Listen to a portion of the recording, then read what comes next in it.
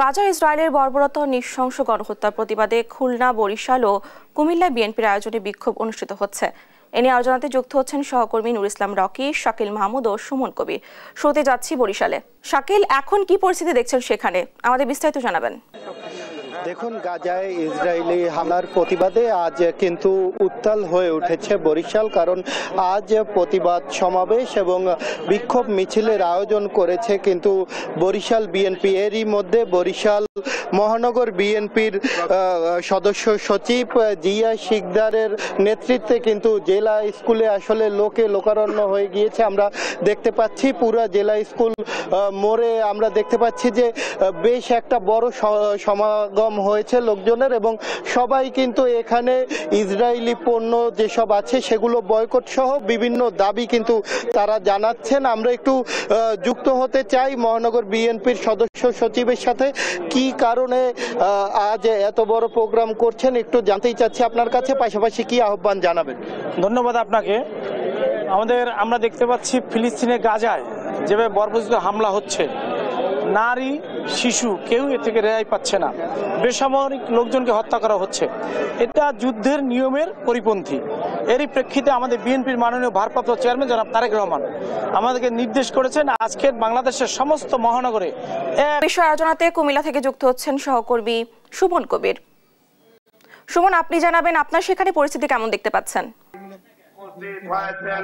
কুমিল্লার তরুণ প্রজন্মের অহংকার, কুমিল্লা মহানগর স্বেচ্ছাসেবক দলের সাবেক সভাপতি, সাবেক ছাত্র নেতা জনাব নিজামুদ্দিন কায়সার, আহ্বায়ক আশিস আহ্বায়কের কথা বলবেন। আসলে মহানগর যে আহ্বায়ক সরাসরি সচিব আসলে আমাদের জীবনের সাথে কথা বলবো। আসলে আপনাদের সংহতির প্রতি কি বলবেন? আজকে আমাদের বিএনপির ভারপ্রাপ্ত চেয়ারম্যান জনাব তারেক রহমানের নির্দেশে আপনারা জানেন যে আমরা ফিলিস্তিনিদের পক্ষে আজকে যে শিশুদের গণহত্যা চলছে, নির্মম নির্বিচারে যে মুসলমানের উপরে যে আজকে নৃশংসভাবে যে হত্যাকাণ্ড চলছে, সেই সমস্ত হত্যাকাণ্ডের প্রতিবাদে আমরা আজকের এই আমাদের র্যালি কিছুক্ষণের মধ্যে কুমিল্লা মহানগর বিএনপির উদ্যোগে র্যালি অনুষ্ঠিত হবে। সেই র্যালিতে কুমিল্লার সর্বস্তরের জনগণ, বিএনপি এবং অঙ্গ সংগঠনের সর্বস্তরের নেতাকর্মী এবং সর্বস্তরের মুসলমান থেকে শুরু করে সর্বস্তরের জনগণ সেই র্যালিতে কিছুক্ষণের মধ্যে অংশগ্রহণ করবে। এটা বলছিলেন দক্ষিণ জেলার রাষ্ট্রীয় সদস্য সচিব সাথে কথা বলবেন। আপনারা এই ইসরায়েলের বর্বরতা হামলার যে প্রতিবাদ, আপনার যে আয়োজন, আসলে কি বলবেন এই বিষয়ে? আমরা এই ইসরায়েলিদের বর্বরচিত হামলার প্রতিবাদে আজকে সারা বিশ্বের মুসলিমদের সাথে এই বাংলাদেশের মুসলিমরা ঐক্যবদ্ধ হয়েছে।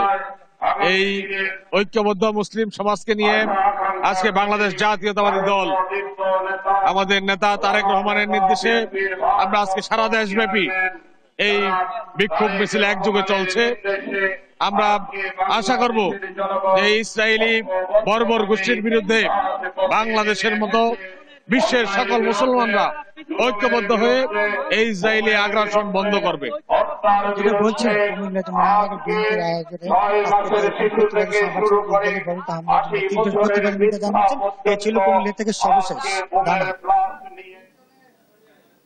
সুমন, ধন্যবাদ আপনাকে। এ বিষয়ে আলোচনাতে খুলনা থেকে যুক্ত হচ্ছেন সহকর্মী নুর ইসলাম রকি। রকি, আপনি জানাবেন খুলনায় বিক্ষোভ কর্মসূচি সম্পর্কে।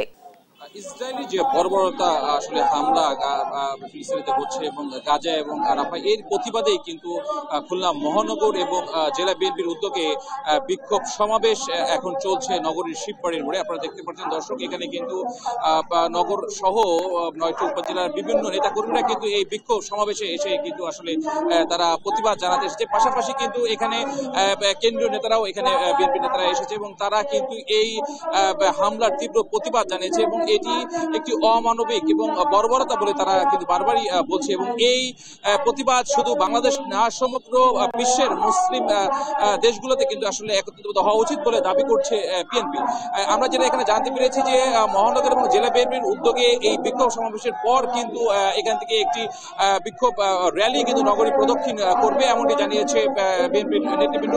দর্শক, আপনারা দেখতে পাচ্ছেন যে নগরীর যে শিববাড়ির মোড় আছে, এটা কিন্তু আসলে কানায় কানায় পূর্ণ হয়ে গিয়েছে বিএনপি নেত্রী কিন্তু আসলে, এবং তারা কিন্তু বিভিন্ন এলাকা থেকে মিছিলে মিছিলে কিন্তু তারা আসলে এই প্রতিবাদ সমাবেশে সহমত পোষণ করার জন্য আসছে। তো খুলনা থেকে এটা ছিল আমার কাছে সর্বশেষ সংবাদ।